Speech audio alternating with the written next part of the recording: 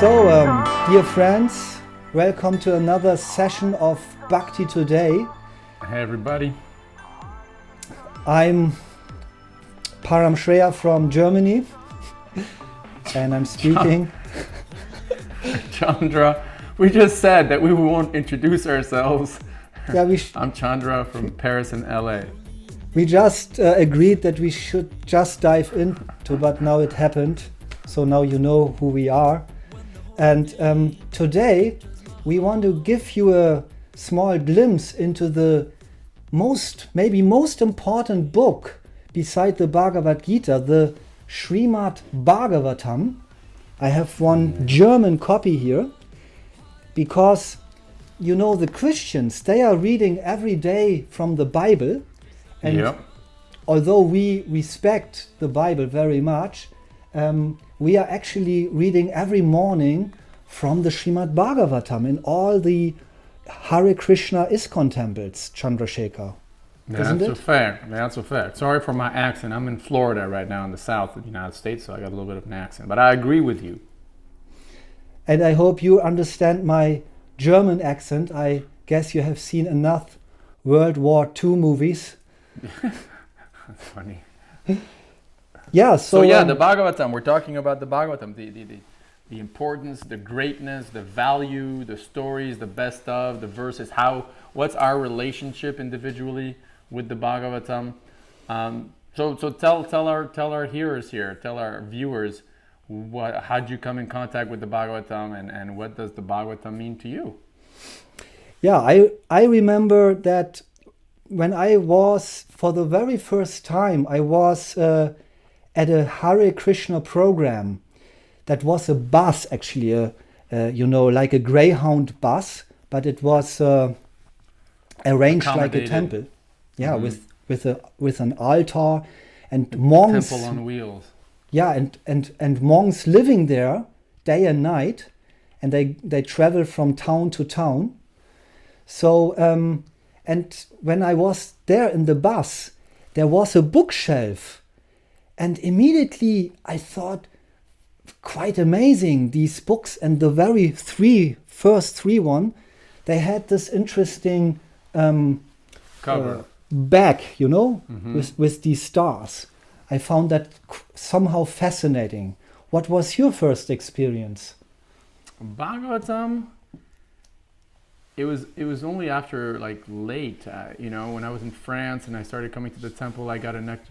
The first book I ever got was this book called Nectar of Book Distribution, which is like an insider compilation of statements by the founder of the Hare Krishna movement about the importance of the distribution of literature, like the red one. Is it a red one? Yeah, that red one, And so there were purports in there, commentaries by Prabhupada from different verses of the Bhagavatam. But I didn't come into contact with the Bhagavatam until later in Los Angeles, when I decided to join the monk ashram in the Los Angeles ISKCON temple community. That's, I guess, when I started, because you can go to the Bhagavatam class every day. So there, then you first really absorb yourself into the Bhagavatam. Yeah. Yeah, and it actually just brings us to the question of relationship. How does, how do you, what's your, you're reading the Bhagavatam every day, right? You're doing a mini podcast, video cast every day, reading the Bhagavatam, correct? It's true, yeah. In German, I try to present some texts from the Bhagavatam every morning at 8 o'clock. If you can speak German, you are cordially invited. And so Chandrasekhar, but what was your first aware experience that, this is the Srimad Bhagavatam, this is the story of the Srimad Bhagavatam, or the teaching? That would be interesting from my side. What do you mean? What was my experience?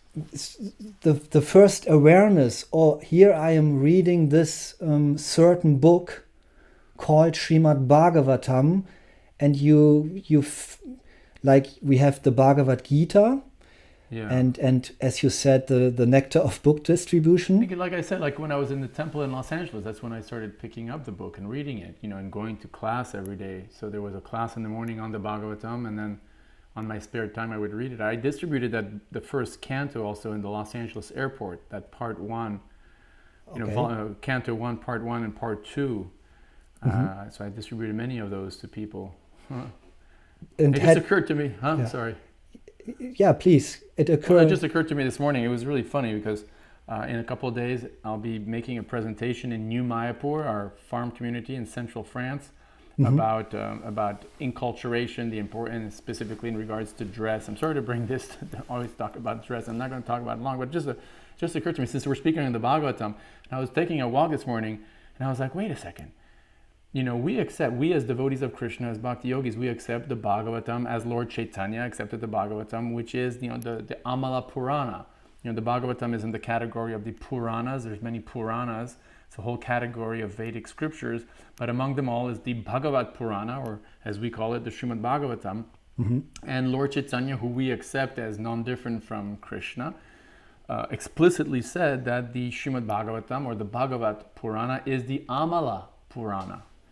Amal.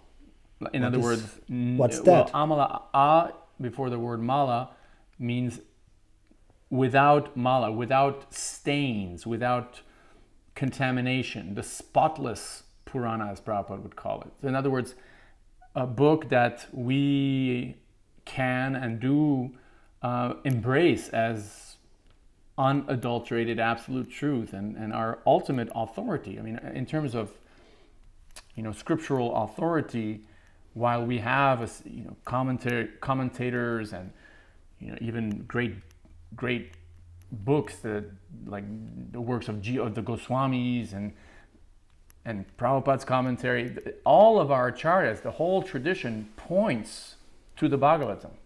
Right? So the Bhagavatam is the final, the buck stops there. And even among our three, Guru, Sadhu, and Shastra, which is the Bhagavatam, is the final word. And so I was thinking, this Bhagavatam was spoken by someone who was naked. He was naked. Like, hello? Like, dress is really not a big deal in our tradition because the speaker of our most important scripture was naked when he spoke, So that was my thought of the day. Okay. Wow. Okay. I just thought about this Latin word malus. I had 4 years of Latin in school, and malus means something that is bad. So you said Amala Purana. So maybe because there is a connection between European languages and Sanskrit. So this A in front of malus means with it's pure, like you said. Okay, yeah. I also. What's your favorite story, or what's your favorite verse? Verses or stories, or both, of the Bhagavatam? Okay. My favorite verse is actually from I guess it's the 5th canto, and it is spoken by the inhabitants of Jambudvip. And they say something like, "Oh, I have learned this verse by heart, but it was a long time that I refreshed it." It is something that may the whole universe be filled with peace, and may all living entities be freed of envy. So let me check by this. By practicing Bhakti Yoga, right? Yeah. Let me check this verse out. May all living entities be pacified by the practice of Bhakti Yoga, right? Exactly. Right? Pacified by Bhakti Yoga. Something like that. It is from the 5th or from the 7th canto? It's 5:18:9. I'll read it to you. May there be good fortune throughout the universe, and may all envious persons be pacified. May all living entities become calm by practicing Bhakti Yoga. For by accepting devotional service, they will think of each other's welfare. Therefore, let us all engage in the service. Let us all engage in the service of the Supreme Transcendence, Lord Sri Krishna, and always remain absorbed in thought of Him.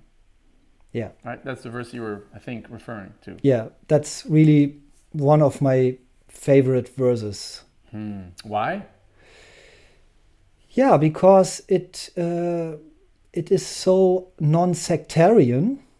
For instance, it includes all living entities, not only the believers or the chosen people, and even the bad people, because the desire of those who prayed this shloka is that even though those persons who might be, crooked or crooked, yes, or have some bad intentions, that even those people they become freed of envy.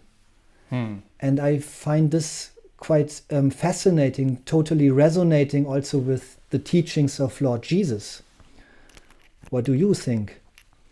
I don't see I didn't think about the connection with Jesus, but it's a great verse. When I read this verse, I always think of Ravindra Swarup Prabhu, Prabhupada disciple who was the temple president of ISKCON Philadelphia, who is a very learned scholar, PhD from Temple University, and great writer. And I remember he actually spoke this verse at an interfaith conference, because like you say, it's very non-sectarian, and you can really unpack. All entities can become calm because when they accept Bhakti, they will think of each other's welfare. And also like this includes, it respects all the faiths of the world. All the what? Faith. All the faiths, faiths. Yeah, definitely. It says in another way, it says that you can remain a Christian or a Jew or a Muslim, and when you follow the right path of loving God, that automatically will invoke the love for all living entities. Invoke, is that correct English? Yeah, invoke. Yeah, definitely. So that was also always the message by Srila Prabhupada. He was very non-sectarian when he came into circles where there was another religion practiced. He always said, you can remain Christian, you can remain Muslim, but just try to invoke this love, isn't it? Yeah, definitely. So what is your favorite verse of the Srimad Bhagavatam? I was just, while I was listening to you, I was thinking, okay, what was my favorite verse? What's my favorite verse? There's just so many. One verse that actually is so important, I think, for everybody in the Bhakti tradition to remember is this verse that establishes Krishna as the Supreme Person, right? What is this? Krishna's tu Bhagavan Swayam. Yes. Right? That's a really important verse. It's not super it's important. What's the verse? It's from the first canto, I think, right? Krishna's tu Bhagavan Swayam. It's 1:328, and it goes Ete Chamsa Kalak Pumsa Krishna's tu Bhagavan Swayam. That one line, and this verse comes at the end of a whole series of verses describing different avatars of God, right? Exactly. The different avatars of Vishnu, and at the end of this section, the speaker, I don't know if it's Shukadev Goswami here or Sutta Goswami or Nard, I don't know who's speaking, but he says, right, that Ete Chamsakala Pumsa, all the above mentioned avatars are either plenary portions or portions of the plenary portions of the Lord, does the concept of the avatar theory, but, and this is it, Krishna's too, Bhagavan Swayam, but Krishna is the original Supreme Person. I personally like to use the word Supreme Person instead of Supreme Personality of Godhead. And those who may say, well, why? Prabhupada used Supreme Personality of Godhead. I'll tell you why I think it's totally okay to use the Supreme Person, because, and this is a story, if there's any insiders of ISKCON here listening to this, This is a true story, and I think it's interesting. Maybe you never heard it, Param Shreya. Have you heard the story of the French translation of the Bhagavatam? No. The devotee in charge of translating Prabhupada's books into French is a devotee called Jyotirmayi. She's still alive. She's French. Mm-hmm. And when she was translating Prabhupada's book, she asked him personally, and she told me this personally, and I don't think she was lying, because the whole French BBT, the publishing house, the international publishing house of the Hare Krishna movement that publishes, the Bhagavatam with Prabhupada's commentaries in all the different languages of the world, uses what I'm going to say now. So she asked him, Prabhupada, can I translate the word Supreme Personality of Godhead as the Supreme Person? Krishna, God, the Supreme Person. Krishna, Dieu, la personne suprême. And Prabhupada said yes. Mm-hmm. So whether you want to use, Supreme Personality of Godhead, the word here is actually Bhagavan. Mm-hmm. Prabhupada translates it as Personality of Godhead. But Bhagavan, from my understanding, means one who is full of opulences, right? The 8 or 7 opulences of wealth and renunciation and beauty and strength and knowledge and so on, fame. Mm-hmm. So that's this really nice line, Krishnastu Bhagavan Swayam. So even in our interactions with other monotheistic traditions, while we totally embrace and get inspired and admire expressions of devotion and the concept of a personal God and the idea of a personal relationship between each jiva, each unit of consciousness and the supreme consciousness, God, we still humbly but firmly embrace this one sentence, Krishnastu Bhagavan Swayam, that Krishna is the original supreme person. Okay. So I think that's a very important verse in the Bhagavatam. Mm-hmm, mm-hmm. And you spoke about His Grace Ravindra Swarup Prabhu. And I also can remember that in regards to this concept, he once told a very interesting analogy that he compared Krishna, the cowherd boy from Vrindavan, he compared him with, Elizabeth, the Queen Elizabeth.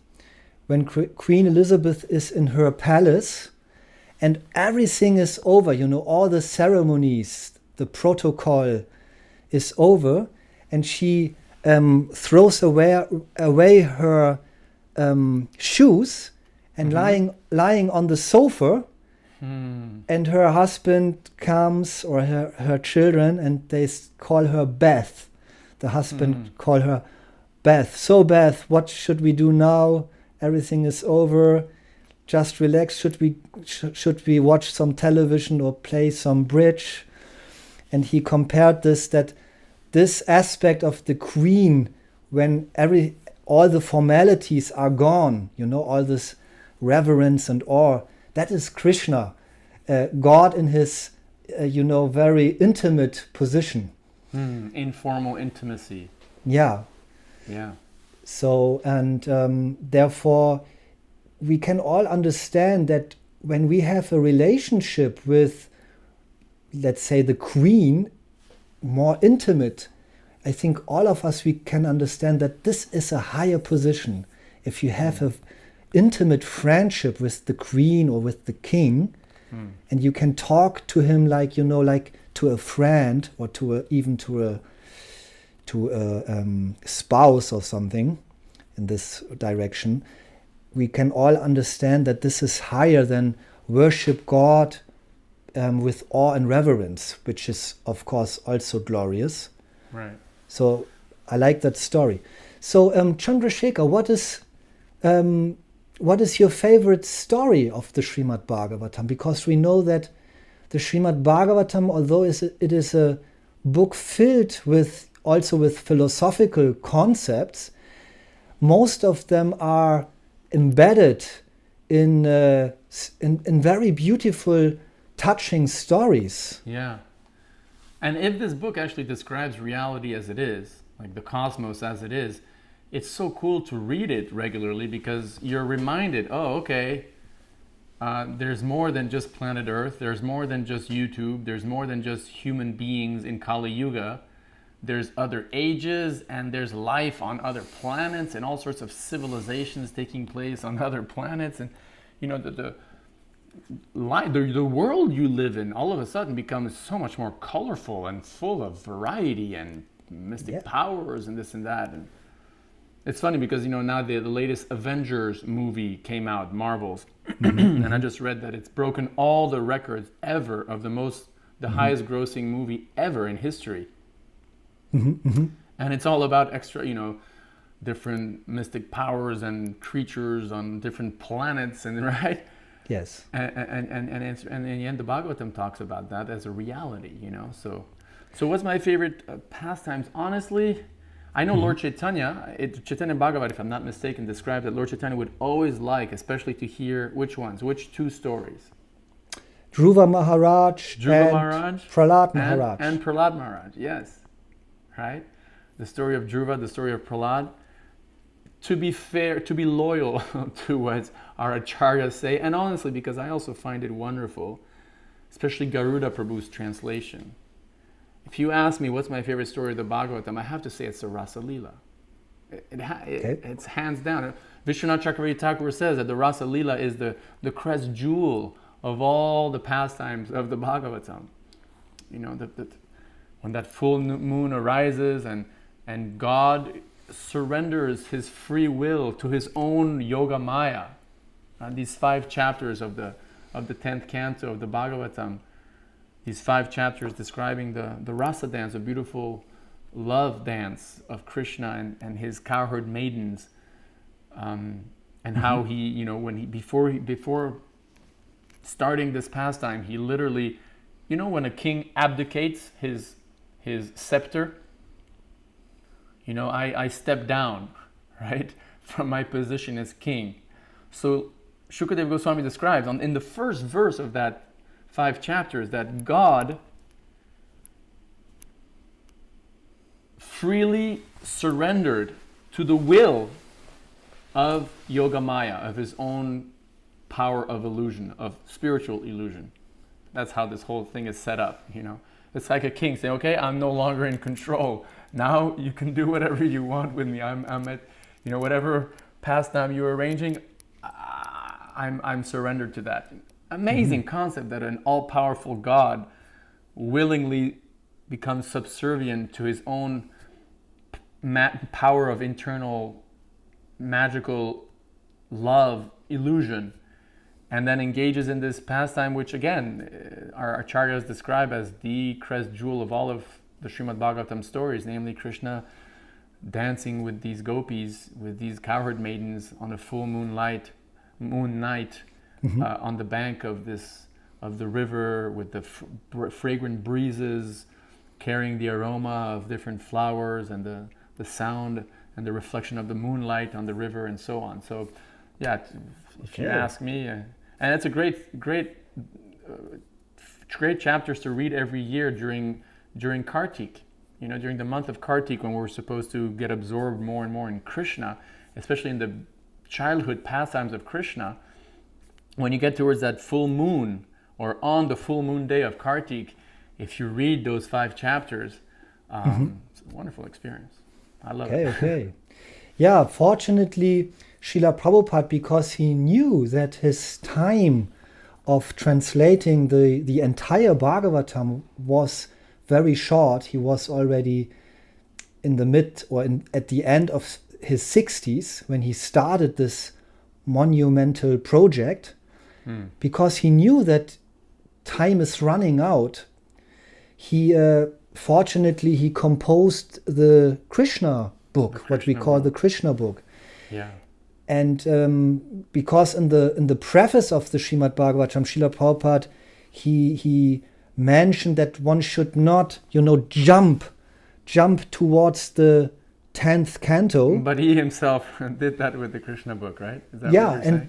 And I remember a discussion I had, or I witnessed that devotees, advanced devotees had with each other. They said that Srila Prabhupada, he composed the Krishna book in such a way that by reading the Krishna book, you get you get in touch with all the philosophical principles, and also in a way that there will be no misunderstanding, that you might come to the conclusion, oh, here is a boy called Krishna having some intimacy with young cowherd maidens. No, he composed the Krishna book in such a way that when those 5 chapters start of those you are speaking, with the guidance of Srila Prabhupada, you will not fall victim. Right, to seeing him as anyone or anything else other than. Right. I'm saying this that I don't know who is listening to our podcast, but if you really want to read those 5 chapters of the 10th canto, our suggestion is that you read the Krishna book, at least the Krishna book, which is a summary of the 10th canto. You should read it from the beginning. And then it will take you a couple of days. I don't know how fast reader you are. And then you can read those 5 chapters. And even, of course, better, or if you can read the entire Srimad Bhagavatam. Before asking you, what's your favorite story? Let me read one verse, just one verse because before I forget, from Sanatana Goswami. He composed some prayers to the Bhagavatam. Sanatana Goswami is one of the great acharyas, right? The great teacher, the great founders of our tradition after Lord Chaitanya. And in his prayers to the Bhagavatam, he says one thing that, I'll be honest. I mean, I think I'm not the only one in the world, but I sometimes, if not often, feel lonely in life, And there's this one phrase from Sanatana Goswami where he's glorifying the Bhagavatam, and he says, Mad eka bandho. Mad eka bandho, O Srimad Bhagavatam, O my only friend. He said, Mad eka bandho, mad sangin, mad guru, mad mahadhan. Right? O Bhagavatam, O my only friend, companion and teacher, O my great wealth, O my good fortune, I offer my respects to you. But I love how he says, oh, my only friend, because sometimes, you may get into an argument with somebody and feel like the whole world hates you, and nobody loves you, no one appreciates you. But then you can just press play and just listen to the Bhagavatam, or read the Bhagavatam, and then meditate that this is my only friend. The Bhagavatam, which is not different from Krishna, he's my only friend. So many times I've taken shelter of the Bhagavatam when I was feeling depressed, and it works. You kind of, the depression kind of goes away, because Krishna, we believe, really is our best friend, and the Bhagavatam is Krishna, and so he's our friend. The Bhagavatam never lets you down. Right. I have the same experience, and I remember that I think it was Srila Bhaktivinoda Thakur, one of our great acharyas. He once said that in case that all books are burned in one big... I think it was Bhaktisiddhanta, if I may humbly say. I'm sure it was Bhaktisiddhanta Saraswati Thakur.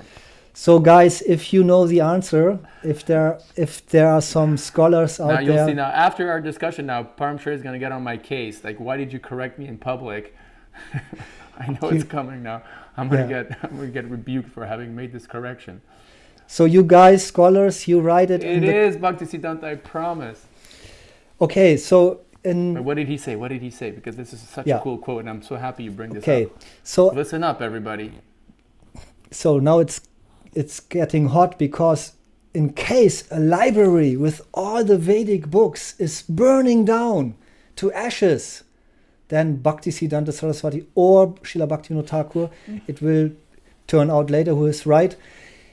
One of those exalted, elevated acharyas, he said that if just the Srimad Bhagavatam remains, it is not a loss. Nothing is lost. Nothing That's is such a lost. powerful comment, because especially in the midst of, if I may, okay, what this makes me think of is in the Hare Krishna movement, you have certain, currents that try to get really traditional and try to establish certain rituals and certain practices that are not explicitly in the Bhagavatam, nor even mentioned explicitly by great teachers in our tradition, right? Mm-hmm. And they have their sources in other texts, venerable, respectable texts of the Vedic canon. Mm-hmm. Mm-hmm. But here you have Bhaktivinoda Thakur or Bhaktisiddhanta Saraswati Thakur saying, if all the entire, like you said, the entire library of all the Vedic scriptures burned down to a crisp and only the Bhagavatam remained, nothing would be lost. So this should give us all the more enthusiasm to take shelter of the Bhagavatam, because the Bhagavatam, once you have the Bhagavatam, you're good to go. You don't need anything else. Mm-hmm. Exactly. I thought when I heard that statement, I thought this is a more radical way of expression. Which kind of book you will take to a lone island? Isn't it? So in other words, Bhaktisiddhanta Saraswati or Bhaktivinoda Thakur, he's saying, if I will go to a lone island forever like Robinson Crusoe, I can only choose one book, it will be the Bhagavatam. Right. Mm-hmm. Yeah, so regarding my favorite story of the Bhagavatam, I was also thinking in my back head about your question, and actually it is hard to answer that, because when I think back, stories are... There is one story for one period of time that fascinates me, and then let's say 2 weeks later it is taken over by another story. Hmm. That is often my experience I had. So right now, what are you... What tickles your... There's an expression in English, in American English, tickle your fancy. So what's tickling your transcendental fancy nowadays? Okay, because I'm reading the first canto, the beginning of the first canto right now.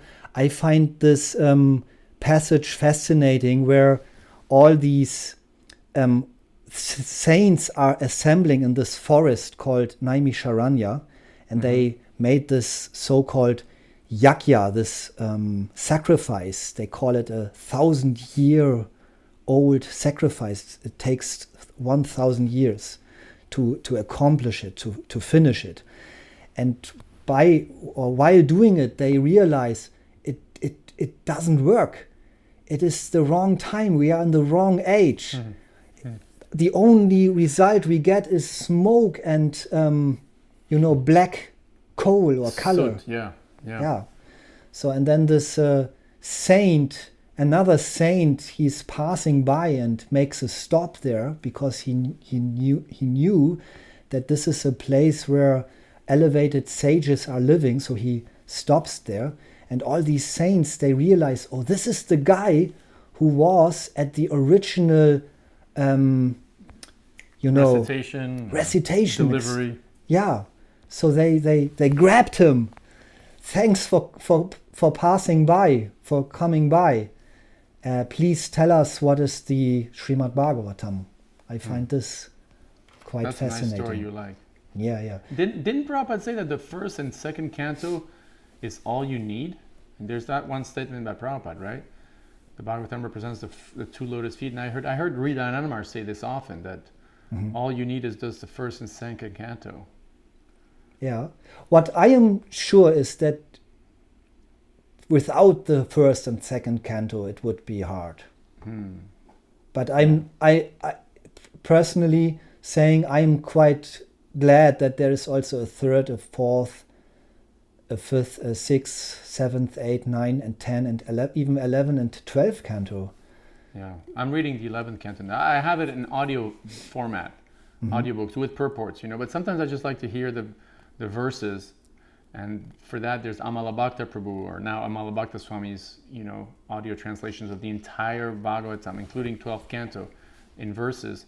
But then there's this other less famous, we don't even know the name of this devotee, and he did a okay recording, like no editing. So like he'll be reading and then you'll hear that, or he'll read the word wrong and so it's like a very rough recording. But no one's done it before anywhere in the world with because it's such a huge project to read the entire Bhagavatam with purports. So I'm right there in the 11th canto so far. Yeah, before I forget. Yes. Sanatana Goswami glorifies the Bhagavatam, right? So there's a contemporary song by Shelter that glorified the Bhagavatam. So you mean that straight edge hardcore band Shelter? That straight edge hardcore band, led by the famous now Bhakti yoga teacher Raghunath Kapo, who's voted top 20. Listen to this song. It's getting loud, guys. It's getting really loud. No, it's just from my phone. Okay. But listen to this. This is a song called "Message of the Bhagavata." Yeah. From an album from Shelter that came out, I think, in late 1990s. Yeah. And listen to the verse. The chorus is, "It's the message of the Bhagavata. It's the message of the Bhagavata." Okay, meaning the Srimad Bhagavatam, the message of the Srimad Bhagavatam. And listen to this. History of the universe, 18,000 verses for our edification. I sat like an ass in class for 14 years. At last, I got some real education. Extinguishing the fire of our workaday life that burns and burns us until we break. It's illuminating, rejuvenating, not degenerating, giving shelter to people who want truth. And then, this is the pre-chorus. Truth has been spoken for all mankind, and it's a sad, sad, mad world when you can find man confined to the grind, and they don't even mind to be working for some jerk and leave their life behind in illusion, in confusion, and don't think there won't be any retribution. Expand our bold stand, there can be hope for modern man. And what is it? It's the message of the Bhagavad. Listen to how it sounds.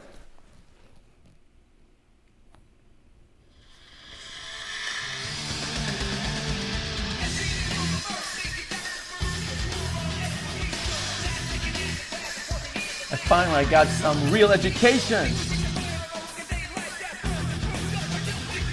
It's illuminating, not degenerating. Here's the chorus.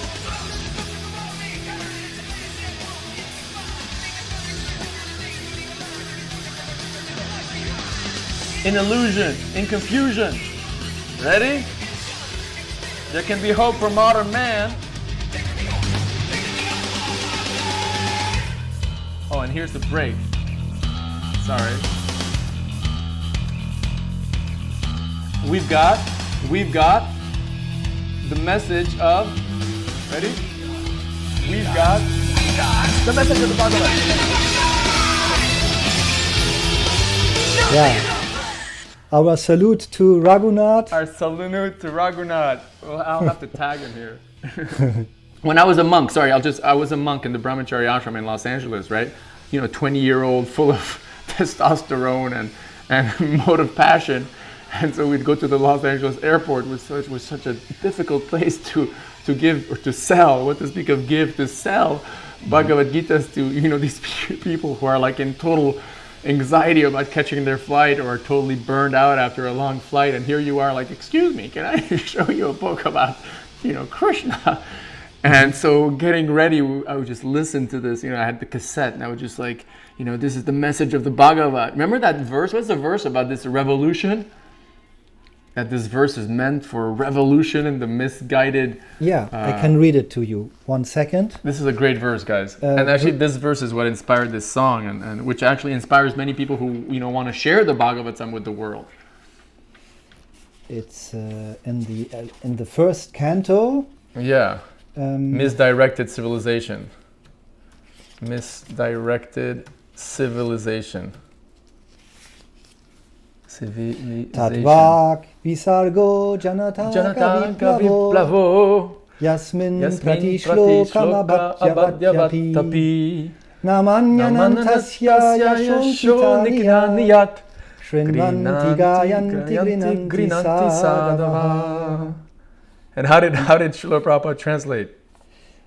On the other hand, that literature, which is full of descriptions of the transcendental glories of the name, fame, forms, pastimes, etc., of the unlimited Supreme Lord, is a different creation. Different creation. Different. Yeah. Different creation. Full of transcendental words directed towards bringing about a revolution in the impious lives of this world's misdirected civilization.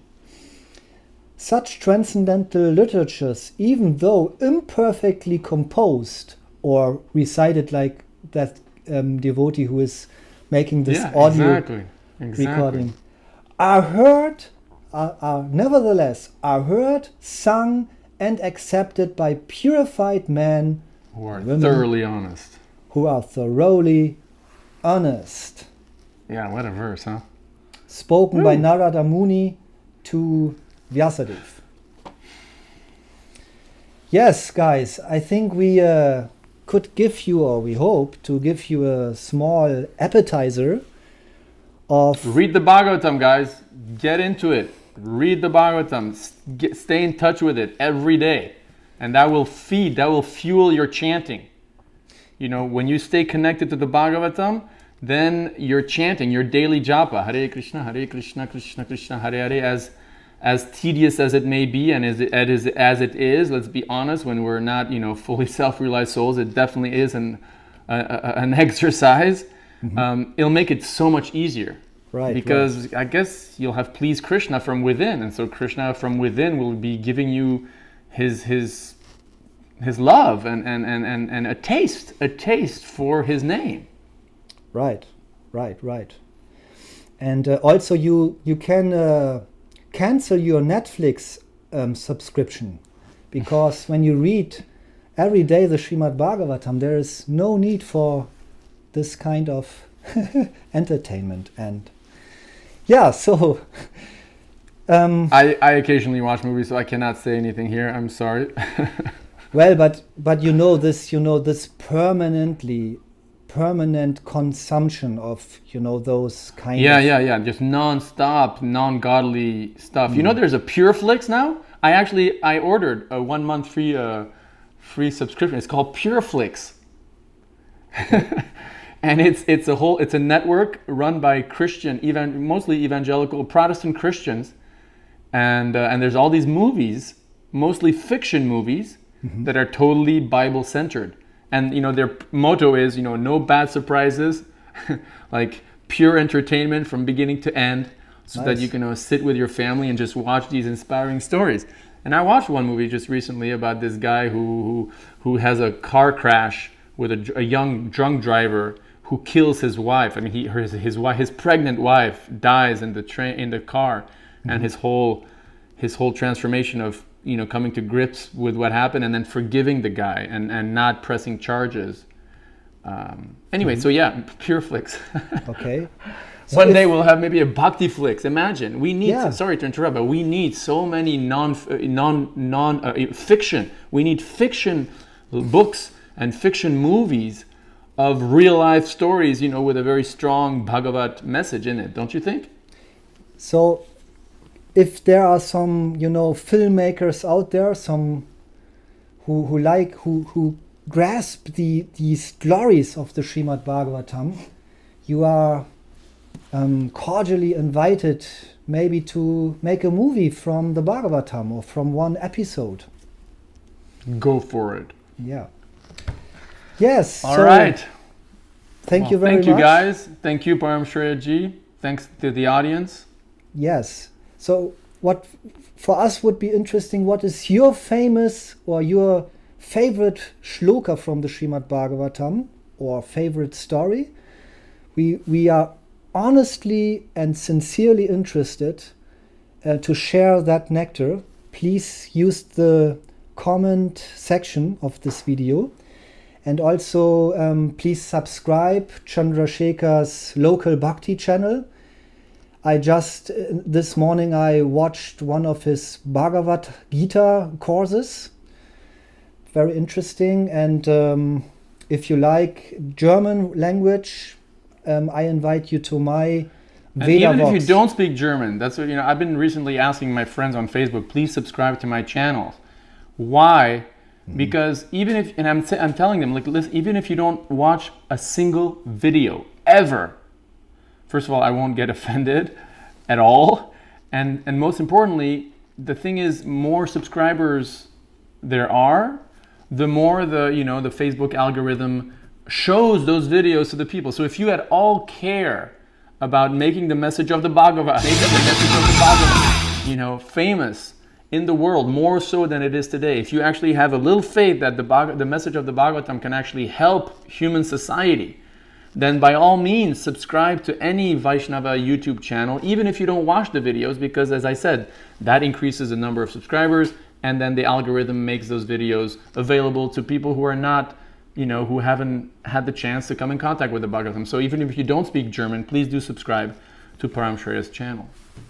Hare Krishna. Okay, guys. All Thank right. you very much. Thank See you. you next time. See you next time. Hare Krishna. In 2 weeks, I guess. Yeah, we're doing it once a month, right? Yeah, once a month. Once a month. On the first of each month, guys, we finally agreed to a solid schedule. So this is May 1st. So see you June 1st. Peace. Peace.